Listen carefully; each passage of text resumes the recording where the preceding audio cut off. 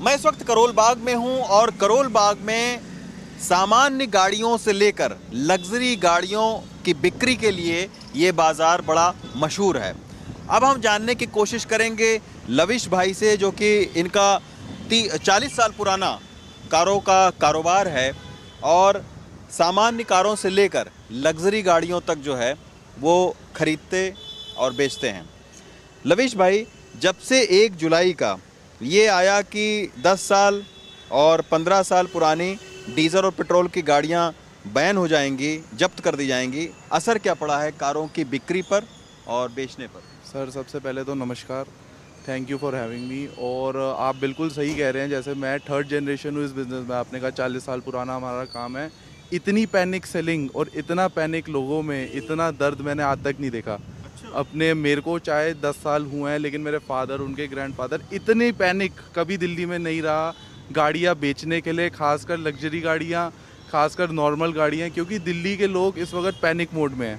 उनको ये है कि अगर मेरी गाड़ी को 1 महीना बकाया है, 1.5 महीना बकाया है, 5 दिन बकाए हैं, 2 दिन बकाए हैं, तो वो कुछ भी कर रहे हैं। ज़ीरो रेट, भैया बस ले जाओ, जितने की भी देनी है दे दो। क्योंकि हमारा एसेट या हमारी कमोडिटी जो है वो 10 दिन बाद ज़ीरो हो जाएगी, स्क्रैप हो जाएगी। तो इतना पैनिक दिल्ली में मच चुका है, जो कि मेरे हिसाब से सही नहीं है बिज़नेस के लिए, इकॉनमी के लिए, दिल्ली के लोगों के लिए। क्योंकि हर मिडिल क्लास आदमी का सपना होता है कि उसके घर एक गाड़ी हो, एक लग्जरी गाड़ी हो, लेकिन उसका कॉस्ट आज क्या रह गया है? इतना पैनिक, इतनी टेंशन, इतने स्ट्रेस में मेरे ख्याल से लोगों को नहीं होना। अच्छा, अब एक चीज़ हम बताएं लविश भाई, ये मर्सिडीज है, ये जरा दिखाइए, मर्सिडीज है ये गाड़ी अगर मुंबई में हो तो इसकी क्या कीमत होगी और दिल्ली में है तो क्या कीमत? सर, ये मर्सिडीज तो है, लेकिन अभी के लिए ये दिल्ली वालों के लिए दुख है। क्योंकि 1-1, 1.5 करोड़ की गाड़ियां जब उस टाइम पे शोरूम से नई निकाली गई थी, इनवॉइस दिए गए थे, 15-15 साल के टैक्स दिए गए थे, 10 साल में इन गाड़ियों को एज अ स्क्रैप बोल के बना दिया है।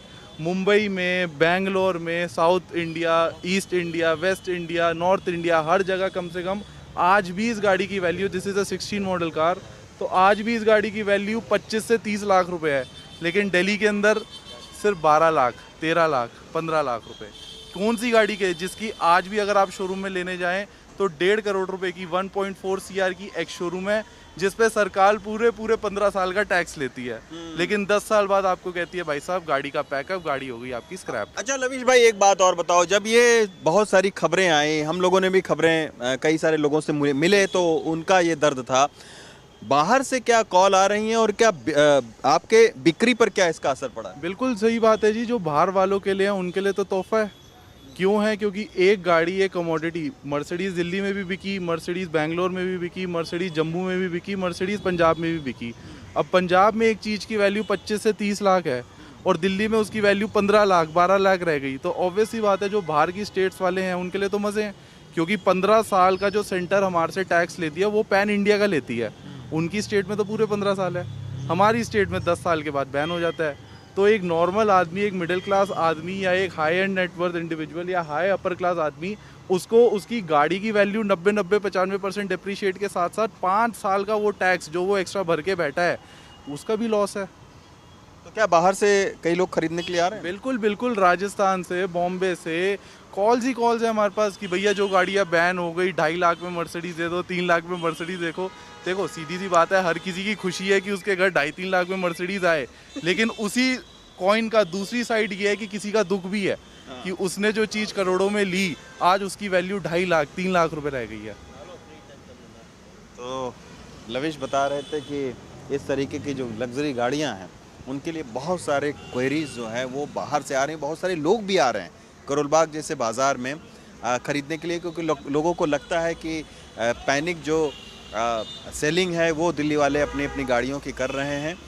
लेकिन निश्चित तौर पर अगर आपने 15 साल का टैक्स जमा किया है और तो आप उम्र देखकर आखिर कैसे गाड़ियों को सड़क से बाहर कर सकते हैं, फिटनेस देखना होगा, और यही बात अब दिल्ली सरकार को समझ में आई है। दिल्ली से स्टीफेंस के साथ रवीश रंजन शुक्ला, NDTV इंडिया।